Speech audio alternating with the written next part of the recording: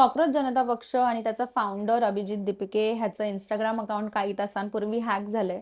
काल त्यांचं x account सुद्धा सस्पेंड करण्यात आलं होतं. या देशामध्ये एक सटायरिकल सोशल मीडिया पेज तयार होतं. सगळे तरुण मिळून ह्या सोशल मीडिया पेजला फॉलो करतात.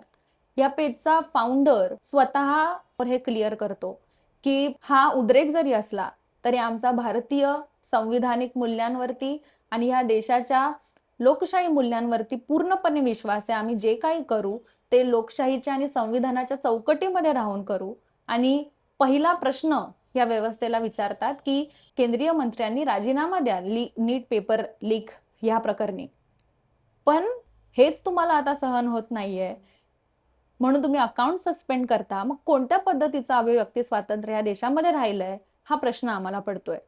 आम्हाला कुठेही स्थान नाहीये म्हणून आम्ही कार्यकर्ते बनतो.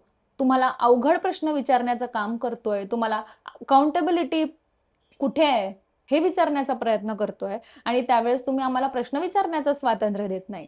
आम्ही खरं मैदानात उतरून आंदोलनं करतो त्यावेळेस आम्हाला अरेस्ट केलं जातं, डिटेन केलं जातं. बऱ्याचदा तर ऍक्टिव्हिस्टवरती UAPA सारखे ऍक्ट लावले जातात. विदाऊट ट्रायल त्यांना जेलमध्ये ठेवलं जातं. आणि आम्ही सोशल मीडियावरून उद्रेक दाखवतो तर त्यावेळेस सुद्धा व्यवस्था अशा पद्धतीचा दबाव तंत्राचा वापर करते. आम्ही प्रश्न विचारतो म्हणून आम्हाला झुरळं म्हणण्याचं काम तर केलेलंच आहे.